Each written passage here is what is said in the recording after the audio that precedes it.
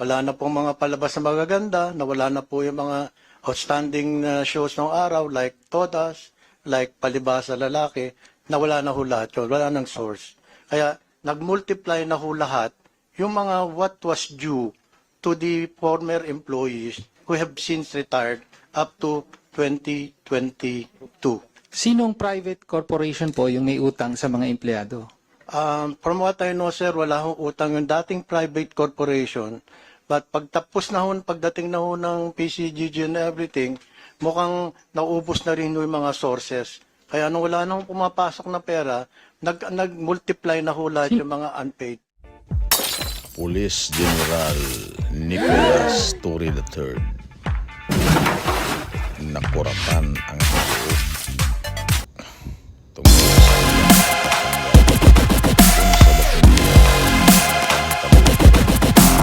mao kini ang dako nga tanghaga kung nganong tanggal kini siya sa pwesto nga sulod lamang sa 3 ka bulan niyang pagserbisyo ug ato pag yung makita nga grabe ang iyang dedikasyon sa iyang trabaho. Halos gihatag ni Torre ang iyang karera sa iyang pagka opisyal sa gobyerno. Usa siya sa nanguna sa pagdakop ni former President Duterte. Nya karon ingon ani lang ang nahitabo sa iya nga gitanggal mo na nga dako karog mga pangutana mga ka-people kung kini siya tagaan ba dakong ranggo o mukanta ba kini siya ug walay tugtog. Yes, opo, kasi, sorry po, Mr. President, usually po kasi we give the floor to the agency at the start of it. So, this is actually like a different presentation. So, with the indulgence of Representative Roman, would it suffice for the President of IBC to just share a copy of the video with you or just submit to the committee a copy of the said AVP? Yes, Madam Chair, will do that. Thank you. But just as a response to Representative Roman, if there's maybe an elevator pitch for what the vision of IBC 13 is, that would be very much appreciated, Mr. President. Your Honor, Madam Chairperson and members of the committee, honorable members of the committee, from the time I assumed, I envisioned Channel 13 to be a C-SPAN type of communication. That's why the first thing I did, Your Honor, was produce PBBM leader ng Bagong Pilipinas. Then we started with it's just a compilation of president activities for the week. And then we also produce Ito ang Kongreso. Ito ang Kongreso highlights all the achievements, all the meetings, all the good news about what the activities of Congress. Ang tawag ho namin doon, meron na kami regular host, ito ang Kongreso. And we also did ito ang Senate at work para makita naman ho kung ano naman ginagawa ng Senado. Then we produced also Cabinet at work, featuring each cabinet, its official, its attached agencies para makita ho nila anong ginagawa naman ng mga kabinete. So, we're also honored to host Congress TV, which is an everyday program that shows all the activities in Congress para makita naman ho ng tao kung anong ginagawa ng Kongreso. And we're also using all the footages in combating fake news against Congress, against the government. Because kung meron silang pinipedal na fake news, kumuha kami ng clipping, yun ang sinasagot namin para fake news versus true facts. I think that's the only way one way and the most effective way of combating fake news. So we intend to continue that. We'll be very active on that issue, and with the additional new station that will be put up, will be covering roughly 90% of the archipelago. And most of them, we will cover all the rural areas already by 2026. With around 18 network, 18 provincial stations. Representative Roman, would that suffice as a response? In view of the video. The Congress TV, Your Honor, covers all congressmen, members of Congress. Hindi ko pinipili, hindi ko kami namimili. Pinakikita ho namin ang ginagawa ng bawat congressman sa mga hearing, sa mga investigation, pati ho sa out of town. We are equipped to do that. Thank you for the response, and we look forward, the committee looks forward to receiving a copy of the video presentation earlier. Thank Yes, you, sir. We'll thank you, do that, Madam sir. Chair. Thank you, Honorable Roman. Thank you, Mr. Policarpio. We now recognize the Deputy Minority Leader, Honorable Antonio L. Tino. Thank you, Madam Chair. Madam Chair, kanina na-mention yung 2024, ganitong level, 2025 bumaba because of low utilization, tapos medyo bumabalik sa for the 2026 proposed budget. Bumabalik pero may napansin tayo na may iba yung pinaglagyan ng paglaki, no? In particular, we note that in your MOE, PS and MOE, no? Una muna dun sa PS. We note na in the 2024 and 2025 budget, 6 non-permanent positions item. So yan yung mga casual, contractual, etc. 2024, 661,000 pesos ang budget. 2025, 624,000 ang budget. That's for the whole PCO. Sa inyong proposed 2026, magiging 5.447 million. Okay. Also for professional services, from 43.5 million magiging 73.8 million. Okay, so ito naman yung, pag professional services, ito na ba yung job orders and contract of service? Tama po? Is that correct? So the question is, can you explain the 772% increase in your proposal for non-permanent positions and the almost 70% increase for job order and contract of service? Sino-sino yan? Ilan yan? Etc. Para ano? What is the justification? Ano ang gagawin nila? Opo, maraming salamat po, Your Honor. With the permission of the Chair, some of the points raised by Your Honor really predates my assumption of this office. So can I just refer your question to our budget officer so he can better enlighten the committee on the question? Madam Chair. Good morning, Your Honor. Good evening, Your Honors. Attorney Rufino Moreno, Director for Finance of the Presidential Communications Office. Million. Okay, so ito naman yung, pag professional services, ito na ba yung job orders and contract of service? Tama po? Is that correct? So the question is, can you explain the 772% increase in your proposal for non-permanent positions and the almost 70% increase for job order and contract of service? Sino-sino yan? Ilan yan? Etc. Para ano? What is the justification? Ano ang gagawin nila? Opo, maraming salamat po, Your Honor. With the permission of the Chair, some of the points raised by Your Honor really predates my assumption of this office. So can I just refer your question to our budget officer so he can better enlighten the committee on the question? Madam Chair. Good morning, Your Honor. Good evening, Your Honors. Attorney Rufino Moreno, Director for Finance of the Presidential Communications Office. Your Honor, the 7 non-permanent positions you noted, Your Honors, these are new positions created by the DBM for us. These are mainly for drivers, contractual, Your Honors. That's why they were, yung paglaki po ng budget from the previous years was that previous years po kasi dalawa lang po ang contractual namin. Nag-retire na po yung isa at isa nag-resign na po. Ngayon po, yung 7 non-permanent positions natin, bagong create po to ng DBM. Ito po ay mga drivers natin, Your Honors. Okay. Okay, so yung non-permanent positions will be for 7 casual or contractual na driver position. Yes, Your Honors. Okay, mabuti naman po hindi sila magiging job order kung hindi casual. Ibig sabihin nun meron silang employer-employee relationship kahit hindi sila permanente. Tama po. Yes, Your Honor. Okay, thank you for enlightening us on that. How about professional services? For professional services, Your Honor, we note, Your Honor, that medyo mataas nga ho ang aming contract of service. Out of the out of the total field positions po, 232 po ang aming contract of service. This is 2025. For 2025 po, Eh, Your Honor. bakit po mahigit almost 70% ang magiging increase nito for 2026? Your Honor, for 2026,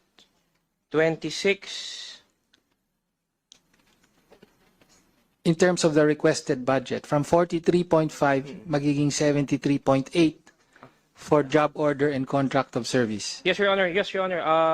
Because of the ASEAN, Your Honor, we will be needing more manpower, Your Honors, for the ASEAN, hosting of the ASEAN, Your Honor. Okay, kanina hiningi yung parang kompletong parang inventaryo ng mga job order and contract of service, the contracts. But that's for the current year. Eh, ako hingin ko na yung for the proposed kasi lalaki po. Yes, Your Honor. Okay. We can submit, Your Honor, the proposed. Okay, so ang sinasabi nyo para sa ASEAN ito. Yes, Your Honor. At ang trabaho po nila ay mga, yung tinatanong kanina, mga vlogger ba yan? Mga YouTuber? Hindi po, Your Honor. Hindi po. Iba-iba po, Your Honor. May mga writers po tayo. Ayun. Mga graphic artists, videographers, photographers. Okay. Iba-iba po, Your Honor. But we can submit po, Your Sige Honor. po. Thank you. Ngayon, actually, ang mas malaking inilaki ng inyong budget for this year, one, traveling expenses. Again, almost 70% increase from 66.5 million magiging 112.9 million. Ano po ang paliwanag? Yes, Your Honor. Considering, Your Honor, the ASEAN. ASEAN. Ba? Yes, Your Honor. ASEAN. We will be, Okay. we estimate that there will be an increase in local and foreign travel of the Local. President, Your Honor. And since Of the sumasama- President? Yes, Your Honor. Ibig sabihin, dahil kasama kayo? Yes po, sumasama sige. po ang PCO, Okay. Your Honor. Sige. Okay, yun ang explanation, ASEAN. Baka lahat dito, ASEAN ang sagot, ha? Hindi po, hindi naman. Okay. Ang pinakamalaking paglaki, advertising expenses. So, 2025, 4.2 million ang budget for advertising ng PCO. Ang hinihingi nyo for 2026, 252 million. So that's a 5,800% increase. Ano po, saan po mapupunta yan? O, parang alam ko na sabihin mo. Ano?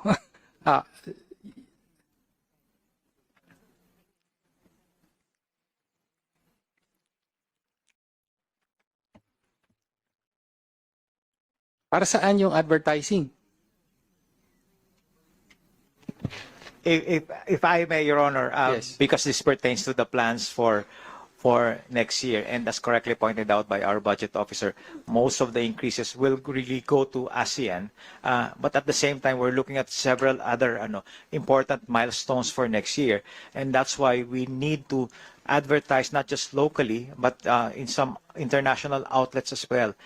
If I may be permitted to remind the committee, we are also aspiring to be a non-permanent member of the UN Security Council, Oh, and okay. it will require a lot of lobbying, a lot of projecting our country externally on why we deserve to be nominated and elected. So are you telling me you will be engaging the services of a foreign advertising firm? No, Your Honor. No, Your Honor. We will. Why is it classified under advertising expenses? Na-intriga ako kasi this has to do with yung hinahabol na Security Council seat. Is that what you said?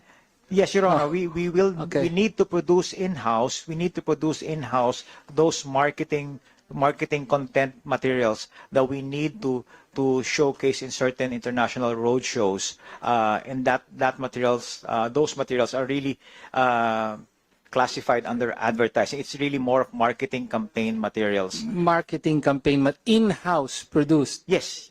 Okay. So, Security Council, ibig sabihin kasama dito yung the human rights record of the Philippine government will be under scrutiny. So I suppose yun yung mga ilan sa mga sasagutin nyo. Tama po ba? Parang ganon. Yes, Your Honor. We will follow the directions of the Department of Foreign Affairs in terms of communications here, as well as the Office of the Protocol, Presidential Protocol. So we will defer to them. We will develop the content in coordination with them and amplify the same in coordination Pwede with po them. ba, Madam Chair, mabigyan ng breakdown? Kasi napakalaki po ng hinihingi for all of these, in particular advertising, para malaman po natin exactly ano yung saan mapupunta ito. Your Honor, yes, we will comply. Okay, thank you. At huling tanong na po, kaugnay sa IBC 13. Actually, tinanong to kanina ni Congressman Roman, pero gusto ko rin marinig.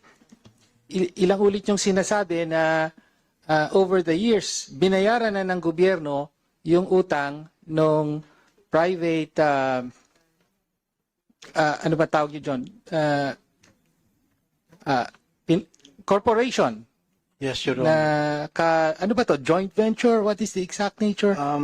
Your Honor, this is a sequestered company Okay. from the late Ambassador Benedicto. And a sequestered company, it fell under PCGG.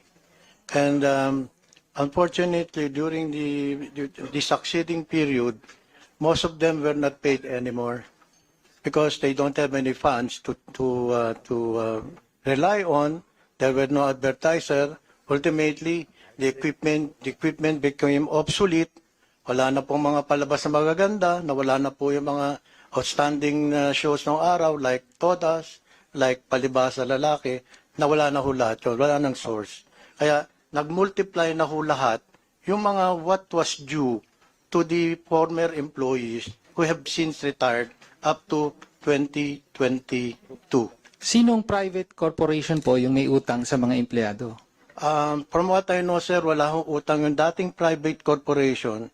But pagdating na ho ng PCGG and everything, mukhang naubos na rin yung mga sources. Kaya nung wala nang pumapasok na pera, nag-multiply na ho lahat yung mga unpaid. Sino po yung dating private corporation? The private corporation was IBC under the leadership of Ambassador Benedicto at that time. May we respectfully remind Sige, the thank you. Honorable Thank Tenyo. you, Madam Chair. We now recognize the Honorable Nathaniel Oducado for his interpellation. Thank you, Madam Chair. Thank you, Secretary, and thank you to the whole PCO family. There was actually a good question coming from Representative Tino, because on page 557 of the NEP, I saw that there was a huge increase of your advertising expenses.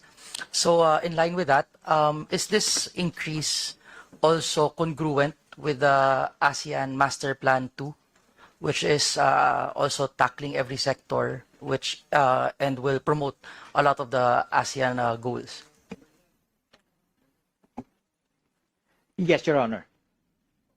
And is this breakdown fully following the ASEAN Master Plan 2, or do we have a separate approach in promoting our ASEAN goals? It is aligned, Your Honor, but as we lead up to our hosting of the ASEAN, there are still a lot of working groups that are meeting, and there may be some refocusing of priorities there, but to our estimation, this is the correct level of budget that we will require to effectively provide communication support for our hosting of the ASEAN. After browsing the ASEAN Master Plan 2, I think it will actually require multiple levels of approach, from radio, TV, digital, etc. Yes. My next question is, did the budget that you put in place, is it enough to fully realize or to fully appreciate our chairmanship for ASEAN? Your Honors, please, the overall ASEAN budget, or our budget does not reflect our share in the overall ASEAN budget, which is lodged in the Office of the President, and I believe will be presented separately by the Office of the President as one overall ASEAN budget. Okay, thank you, Secretary. For the next questions, do we have strategies on how to increase our viewership, readership, or listenership share from all of the attached agencies from the PCO? Yes, Your Honor. Thank you very much for this opportunity. As I mentioned earlier, I'm a big believer of data-driven research powered decision making. All of the strategies of all the agencies will from henceforth be based on what the data is telling us, what the people needs to hear, what they want to hear, and how do we address that, what types of messages would resonate well with them. So all of these are covered by research, as I explained earlier, from profiling our various audiences to segmenting them and doing message testing on what particular message would resonate to a particular audience. Those are the information, those are the data that will guide us in drafting the strategies for the whole PCO and for our attached agencies, with the end in view of synchronizing our narrative, synchronizing our messages to be more effective communicators. Last question. When it comes to radio, with an overall listenership rate of 9 to 12%, what's the goal and what are the key KPIs of the PCO to achieve it? Can I refer you to Director Dito? Thank you, Secretary. Thank you, Your Honor.